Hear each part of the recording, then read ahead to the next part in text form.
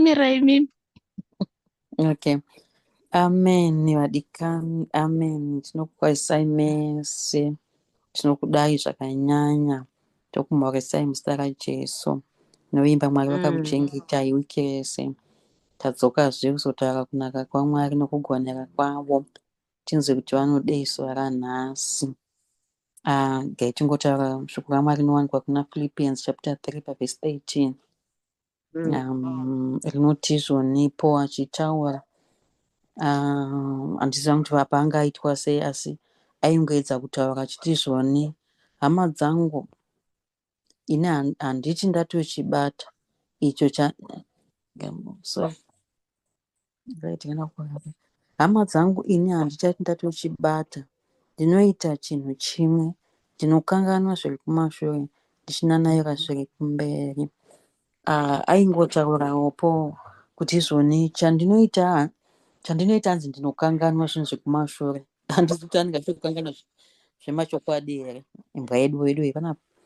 Saka achitaura kuti izvoni ndinokanganwa zviri kumashure. Guys.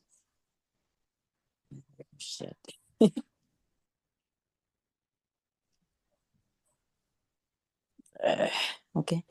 Saka achitaura kuti izvoni zvinhu zvandinoita ndinokanganwa zvinhu zvekumashure, achireva kuti zvinhu zvinenge zvakamboitika muupenyu hwake, zvakamurwadza, zvakamuvava, zvakamuita sei, ati hanzi ndinokanganwa. Kana ndakanganwa ndotarisa zviri kumberi zvandakabatirwa naKristu.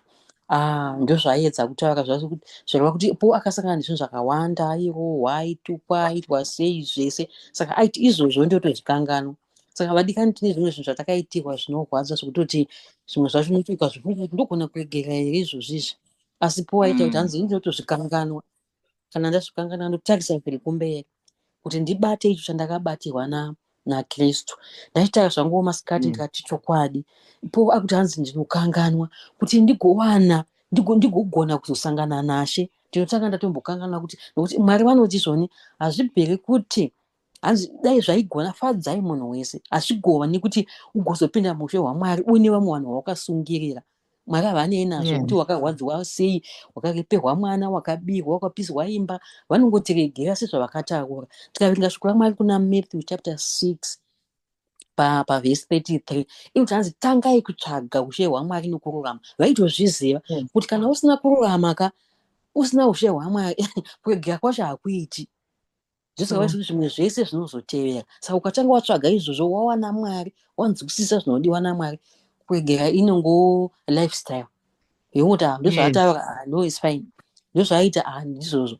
Saka zvinhu zvakaoma zvinoda kuti Mwari vatiwanire nyasha tigone kuregerera vadikani. Ugogona kuti okay zvavaita. Ndine sista vangu ndingotaura, sista handingasinzwisisa kuti chii chisina kuvaita zvakanaka pandiri. Havatauri kubva patakabva kumusha, havatauri neni, havandibvunzi kuti wapapi, waita sei, waita sei. So saka sandambobatikana ndikati shoko raMwari rinoti chi, tinofanirwa kuregerera. Pane zvimwe zvinhu zvaunotoona vadikani, zvaunotonyatsona kuti panapa zvadai, but ndinoda kuti ndinoda Mwari, ndinoda kuti Jesu akadzoka, handidi kusara, handidi kuzosiyiwa, tichisiyiwa nezvinhu zvinosara zvepano panyika. Hakuna kwatinoenda nazvo. Kune kwatichazoenda tisina zvipomerwa. Ndosaka vaiti hanzi kunopinda vasina zvipomerwa. Ndo vanozoenda kunosangana naShe. Tikaverenga shoko raMwari zvakanaka kuna Hebrews, unonzwa hanzi gore ratakatenderedzwa naRe zvapupu iri, isu hatimhanyei nhange mutange. Timhanye titosiya zvatakamboudzwa. Kunzi hamuri stupid, hamuzivi, hamuiti sei. Isu hatimhanyei vadikani, tichitsvaka Mwari vedu, tichibata Mwari vedu kuti zvinhu zvedu zvitiitire zvakanaka. Tikaverenga shoko raMwari kuna Mapisarema 136, inonzi hanzi zvoni, hanzi ava vanodyara nemisodzi vachakohwa nemufaro.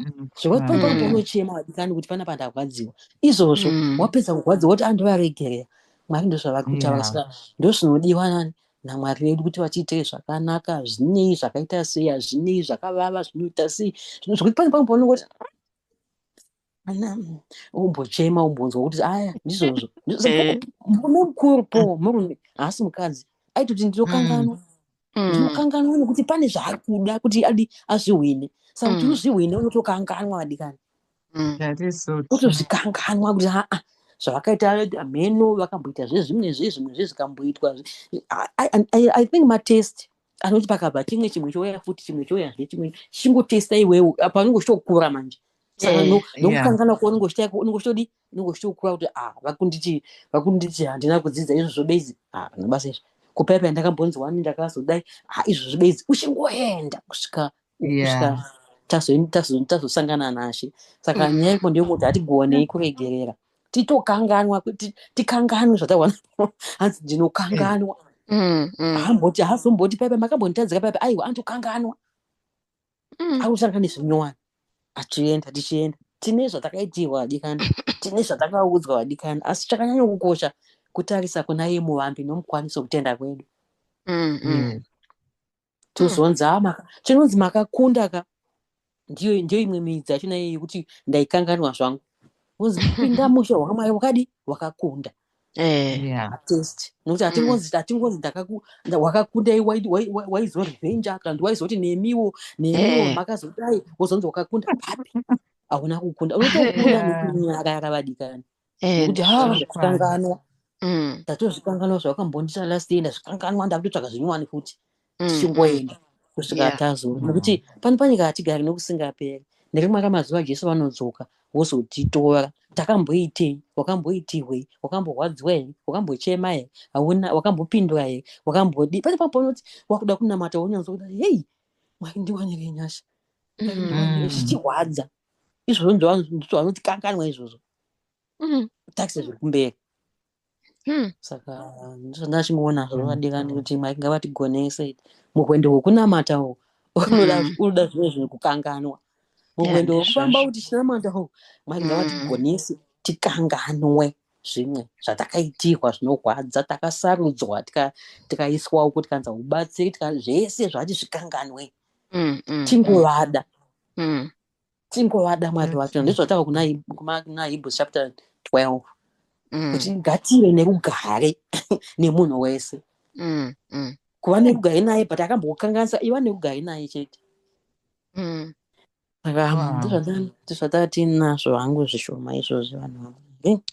Ndatora ngatidzo wangu pane some years ago ndakambopinda svondo nemumwe mukadzi so like anga ane rurimi ruya runocheka like unoza kucheka kumativi ese.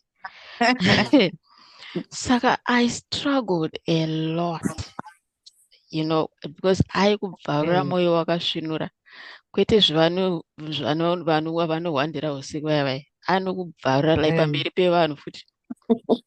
Saka for a long time I used to wonder kuti amai ndakavatadzirei chaizvo hatibve kumwe chete handitombowaziva ndaigara ndakangokumbira ruregero kuna mwari nekuda kwaamai vavavo asi zvakazoita nani ndaona kuti vaidaro kuvanhu vazhinji asi manje rimwe gore zvakangoita kuti mwana wacho musikana manje akakurukura pamberi pevanhu zvezvo saka aingopa semuenzaniso achitaura nezvamai vake kuti mumwe wevanhu vakakura vasingadiwe here namai vavo nambuya vake like mai vangu akazvondwa namai vavo ani saka vanga vaine mwoyo yavo uri rejected zvitonzi panguva iyo mami makore wayo vakakumbirana ruregero amai acho atokura like vasisagone kuzvibatsira paya ndopavakazokumbira ruregero kuti ndiregero mabatiro andaikuita kuti ndaitoti kuti vaitozviziva mbuya vacho kuti vari kubata mwana zvakadai. Saka ini nyaya yangu yairi pana mai vavo kuti unenge usingazivi kwakabva munhu and like my late husband used to say kuti usamhanye kujaja munhu because hausi kuziva kuti zviri kubva pai. Unoza pane imwe saying so inongotaurwa nevanhu kuti hanzi inonzi hate people. And I think it's so true and unconsciously handifunga kuti vanenge vachitoziva kuti ndo zvaari kuita kuti anenge achitotsivira zvaakaitwa asingazivi kuti ari kutsivira pane vamwe vanhu vasina mhosva. Yes. So pandakazonzwa izvo nemwana wacho I felt sort of bad kuti I know kuti pane pandakajaja mai akakawanda kuti what's wrong with this woman, why Saka it's so true zvamutaura sichipo kuti izvoni it's so important kuti Mwari vatibatsire pachinhu ichocho because unoramba wakabatirira pabitterness neattitude yemumwe munhu iri kukonzereswa nezvimwe zvinhu zvisina kumira zvakanaka muupenyu hwake zvatisingazivi.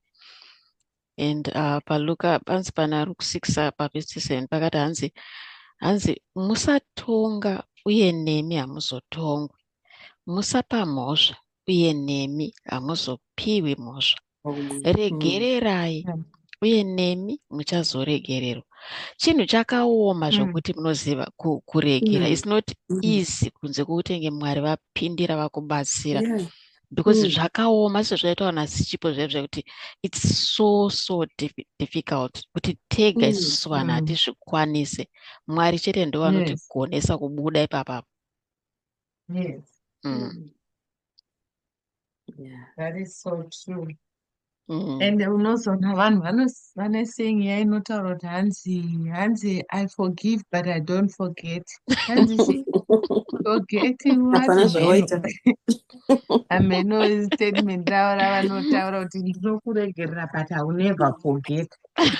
And unotonzwa kuti most people vanotokurudzirana. I think I've heard someone atotaura even kutherapy kuti like you can always forget someone, wamufogeta iwewe ndo you are releasing yourself from hate yakabatirana nechichocho chacho chawangochitsamwira munhu iyeye, but no one forces you to forget. You can always remain knowing kuti munhu akandiitira zvakati asi wamuregerera. Saka menotitsoro yacho inofamba sei, but I think kuti it's more therapeutic and healing kuti uregerere nekubva wakanganwa zvachose. Nekuti ukakanganwa ati Mwari vanokupa vanotendera umwe mukana wekuti urarame freely, and even ukamuona munhu iyeye mwoyo wako unenge usina kubatirira, hautozomboziva kuti akambokuitira zvakadai, pamwe unenge autozomuitira zvakanaka zvine chekuita nezvaukambomuitira kumashure zvakakonzeresa futi kuti paite hondo, nekuti Mwari vanenge vakubatsira kuti ukanganwe. Saka chinhu chakakosha kukuregerera. Ndiri kutongofungidzwa nyaya yaDhavid naSaul. Ukafunga unoona kuti David anga asina kana chaanga akamboitira Saul chekuti amurenge. But mavengero nematsoma nekutsoma kwaaiita David soka unotoshaya kunzwisisa kuti zvaimbofamba sei. Ende chakanaka kana waregerera munhu, Mwari vanokupa simba pamusoro pomuvengi wako iyeye anokukonzeresera, iye akakonzeresa muupenyu hwako, because wamuregerera, one, mwoyo wako unomuda zvechokwadi. Then tobva tadzoserwa zvakare pacommandment yaMwari inonzi murayiro mukuru ndeupi? Unoti kuti mudane. Love yourself as much as you love your neighbor, your neighbor as much as you love yourself. Uona kuti iwe unotadzirawo mumwe munhu. Saka kana iwe uchitadzira umwe munhu uchitsamwisawo vamwe vanhu, hauzobatiriri nekusungirira kune hama yako yakutadzira, nekuti newe unoita zvimwe chete izvozvo. Saka rudo rwaMwari runobva rwatibatsira kuti tigone kusasungirira pane zvimwe zvinhu. Pane pandinofarira David anozoendera Saul paya akarara nevanhu vake, anonosvika patende, osvika unonocheka kamucheka pasiketi pajira raSaul, but hauraye Saul. Anozomuratidza jira iroro kuti nditori neaccess newe yekukuparadza, but handina kumbokuparadza. Saka dai Mwari vakangotibatsira kutipa mwoyo wakaita seiwowo, mwoyo waDhavid, wekuti atadzirwa nemunhu iyeye, but anenge achishuvira munhu iyeye zvakanaka still. Anoramba achimupa nzvimbo yake, because dzimwe dzenguva tinotadzirwa nevanhu pamwe vari pane zvimwe zvigaro zvekuti unobva waluza respect for those people and their positions. But kana uchiziva Mwari hazvina kudaro, unofanirwa kuramba uchipa honor and respect where it is due. nekuti munhu mm. iyeye chiri fani naMwari ndechekuti unogona kutuka kana kurwisana nemunhu yeMwari vorova iwewe Yeah. neshamhu nekuti hausi kurespekta Office. the position or the honor iri pamunhu iyeye. Yebo. Mm. Zvakaitwa Miriam. Yes. Anti True. akazorohwa nemaperebudzi paya akaemboendeswa kunze kwomusha. Eh. Vanhu vanozvikonzeresa kuti vadaro. Ukaona Dhavhidhi paipe pane vanhu vanozouraya vaivaiso uya uyu anonzi afungidzirwa pamwe wanga uchauya kuti ndikupe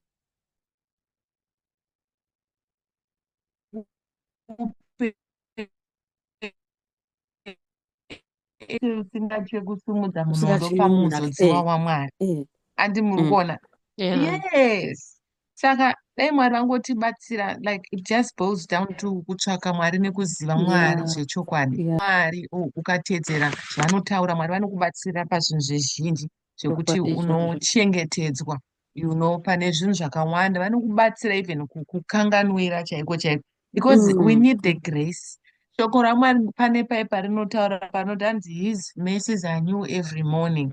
Kureva kuti pazuva rimwe nerimwe paipa vanoti musafunganya kuti muchadye kana kuti mangwana kunei, because hanzi zuva rimwe nerimwe rine zvaro, rine hondo dzadzo. But chatinotenda ndechekuti we have the grace and the mercies to be able to live through that day dzatinowana kuna Mwari. Saka tikada kuzviita tega nenyama kuti tigone kukanganwira kana kusatsamwira hatizvigoni. But tikakumbira kuna Mwari kuti vatipe nyasha dzekugona kukanganwira tinogoneswa. Saka that is something very powerful zvakanyanya nezvamataura sisichipa zvokukanganwira. Yeah. Imwe nyaya ndeyekuti And ndafarira also, Taure. I was just going to say, ndafarira pama muchitaura pane scripture iyo inonzi hanzi zvatakakomberedzwa negore rezvapapu inondivhenga zvakanyanya. Pandafarira pamataura kuti hanzi asi ndinomhanya nenhangemutangi ndakatarisa kumberi. Handinomhanya ndichitiza izvozvo zvandakatadzirwa izvo ndichizvikanganwa ndichitiza ndichimhanya ndichienda kumberi kune zviriko zviri kumberi. Zvangondiitira zvakanaka kuti unotofanira kutiza zvinzvenge izvozvo uende wakatarisa nhangetambo, because kune zviriko kumberi, kune well done faithful servant iri kumberi uku. Saka tikaramba takabatirira pane izvi tinonomisa nekushayiwa well done iya and faithful servant, come in and rest. Saka very powerful.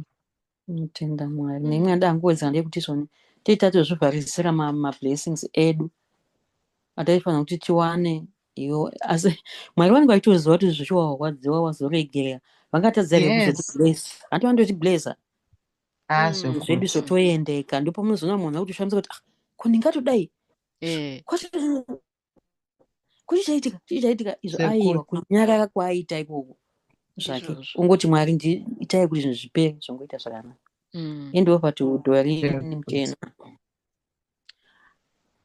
Bhaibheri rinobva rati hanzi kurwa ndekwashe.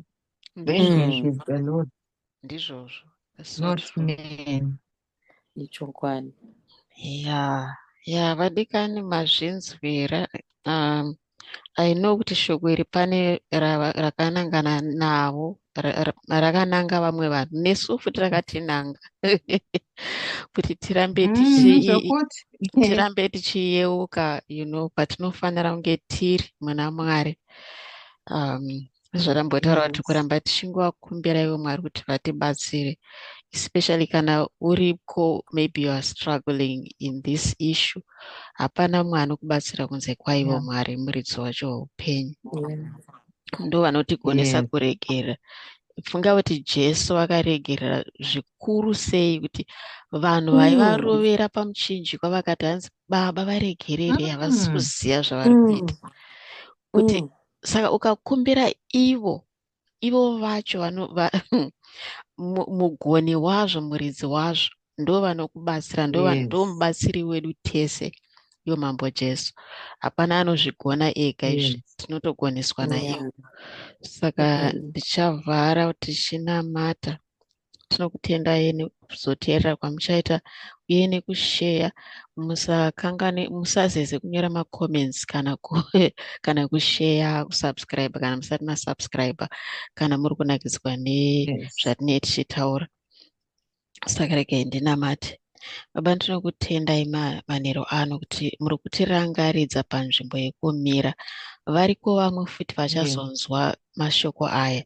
Vamuri kurangaridza, hamusi kuvatuka kana kuti muri kutaura kuti muri kuzovarova, asi muri kuvarangaridza zvakanaka zvamunoda kuti zviitike, zveumwari, kufamba muumwari, kufamba mutsoka dzakafambwa Yes. naJesu, dzekuregerera, dzekudanana. Batsirai vazhinji, batsirai kana paine specifically vari kutambudzika nekuregerera. Zvinonetsa kuita munhu ari ega Mwari, asi imi ndimi mubatsiri wedu. Batsirai vanhu venyu, tibatsireiwo nesu Mwari. Tinokumbira kubatsirwa Yes, nemi, Lord. kutungamirirwa nemi. Zuva nezuva rambai muchirangaridza Mweya Mutsvene panzvimbo yekumira, panzvimbo yakafanira, kuti mwoyo yedu igare yakachena. Zvabhotaura nhasi chipo, tisazoshaya denga, tida kuzonzwa well done good and Yes, faithful Lord. servant mazuva ekupedzesera Mwari, nekuti tiri kutandara pano panyika. Saka rambai muchitibatsirawo Mwari Mweya Mutsvene, muchitinongedzera, muchitirangaridza kuti gadzirisapo, gadzirisapo, gadzirisapo. Sabatsirai anyone who is struggling, Baba vangu, nemuzita raJesu tinokutendai. Amen. Amen. Tinokuonai next week vadikani, muitirwe zvakanaka zvikuru kuru. God bless you. Bye. Bye bye. Bye.